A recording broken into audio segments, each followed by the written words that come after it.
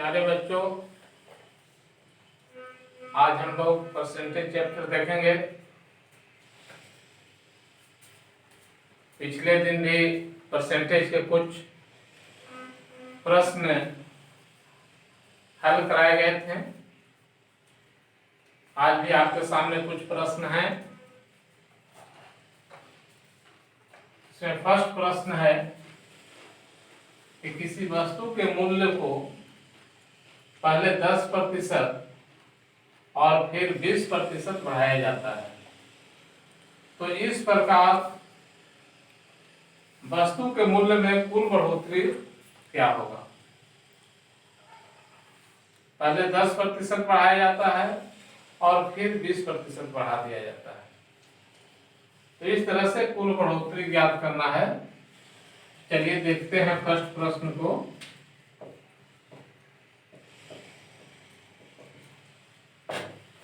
माना कि वस्तु का मूल्य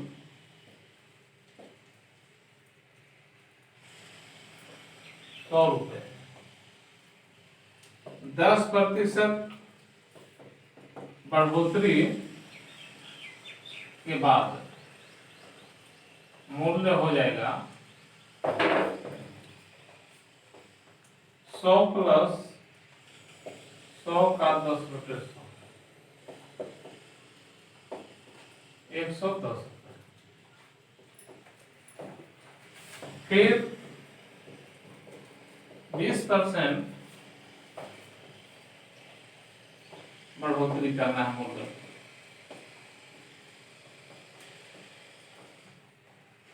फिर 20% अगर मूल्य बढ़ता है तो मूल्य क्या होगा, इसे हम ज्ञात करेंगे।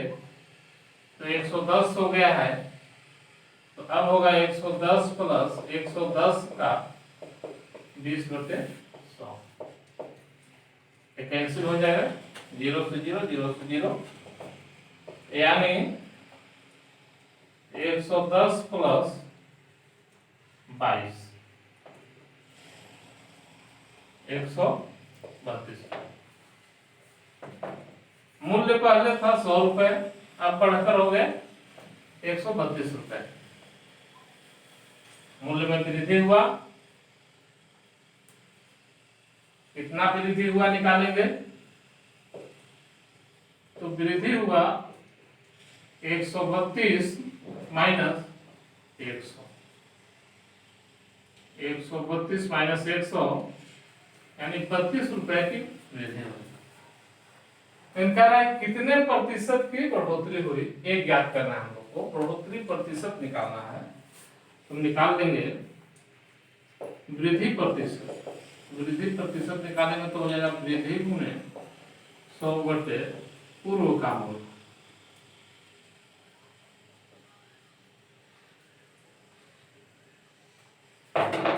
यानी 32 गुणे 100 बटे पूर्व का मूल्य था 100।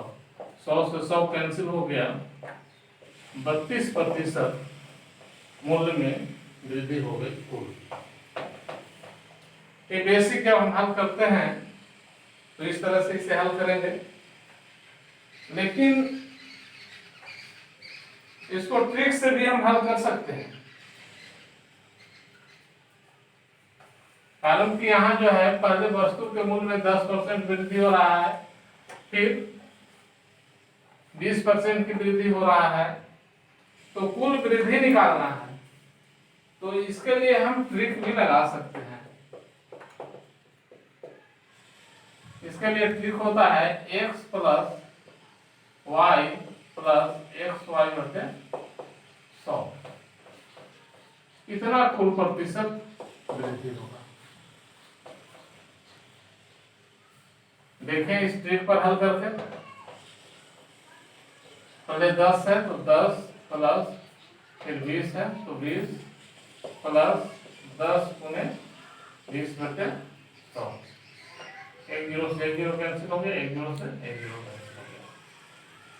कितना हो गया, कितना परसेंट, 10 प्लस 20 प्लस 2, 20 10 3 तो 32% बढ़ोतरी हुई। तो इस तरह से हम ट्रिक से भी इस प्रश्न को हल कर सकते हैं। ये पहला प्रश्न कंप्लीट हुआ। अब सेकंड क्वेश्चन देखते हैं। सेकंड क्वेश्चन आपके सामने है।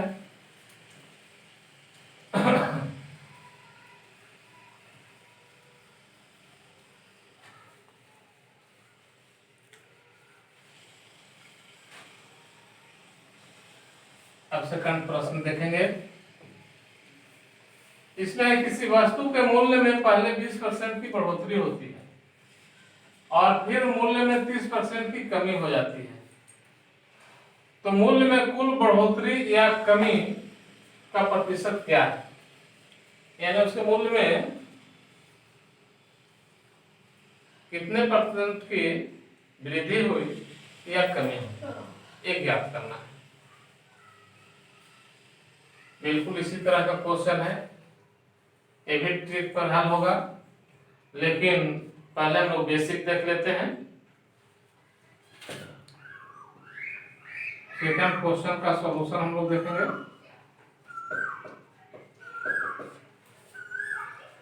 माना कि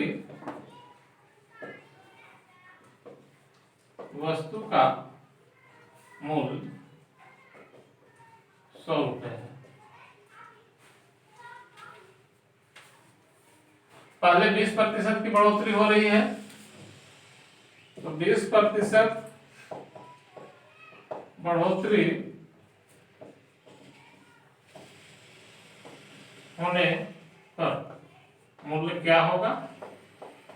100 प्लस 100 का 20 बटे 100, 100 से 100 कैंसिल हो जाएगा, 120 रुपये। पहले 20% की बढ़ोतरी हुई है और फिर मूल्य में 30% की कमी हो जा रही है। तो निकालेंगे 30% की कमी होने पर मूल्य क्या होगा? निकाले 120 हो गया है, इसमें 30% की फिर कमी हो रही है, तो होगा 120 माइनस 120 का 30%, 30%। हल करेंगे 120 माइनस 36 हो जाएगा, माइनस कर देंगे 0 में 10 में से 6 या 4 और 11 बच गया। यहाँ 11 में से 3 गया 8, इतना। देखिए आरंभिक मूल्य था 100 रुपया और एक घट कर आ गया 84 रुपया, तो मूल्य में कमी हुई। निकालेंगे मूल्य में कमी, क्या होगा? कमी गुने 100 बटे पूर्व का मूल्य, यानी आरंभिक मूल्य। कमी पहले निकाल दें, कमी नहीं निकाल पाए हैं, पहले कमी निकालना होगा, कारण कि आरंभिक मूल्य था 100 और घट करके हो गया है 84, तो मूल्य में कमी निकालेंगे पहले। ना होगा 100 माइनस 84 बराबर 16। अब प्रतिशत कमी निकालेंगे, मूल्य में कितने प्रतिशत की कमी हुई ये निकालेंगे, तो होगा कमी गुने 100 बटे पूर्व का मूल्य। कमी है 16 गुने 100 बटे पूर्व का मूल्य है 100, कैंसिल हो गया। 16% की मूल्य में कमी हो गई। ये हम बेसिक हल किए। इस प्रश्न को ट्रिक से भी हल किया जा सकता है।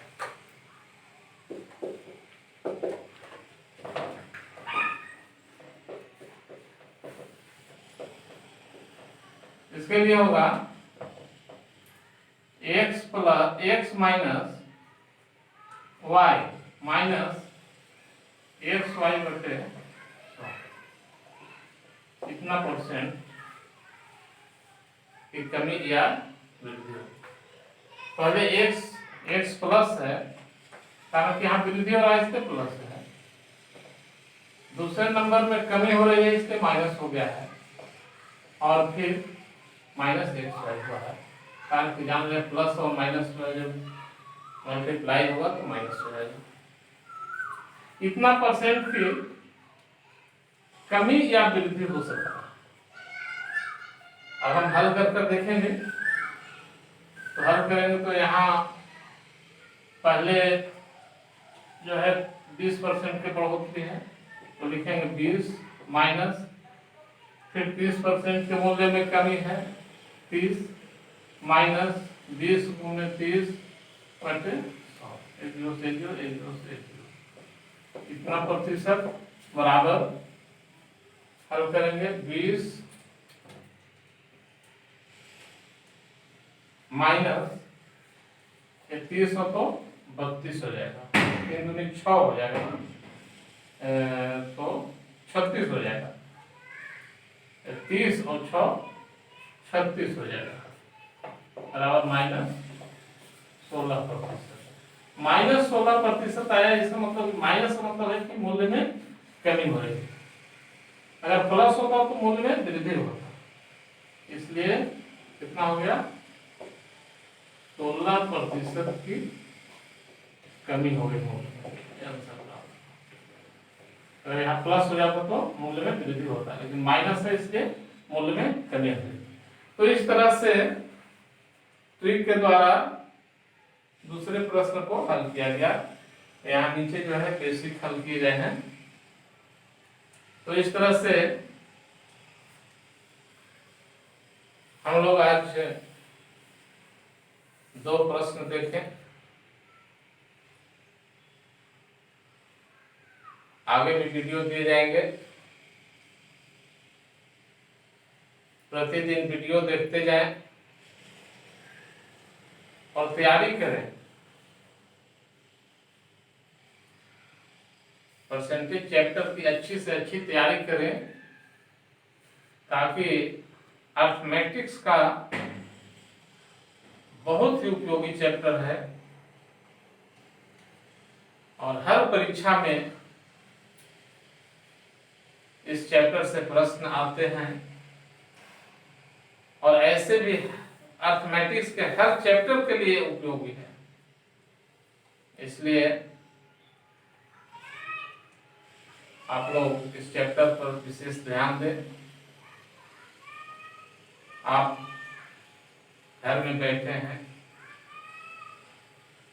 ऑनलाइन क्लास चल रहा है, इससे लाभ उठाने का प्रयास करें। जो होमवर्क दिए जा रहे हैं उसे भी करें।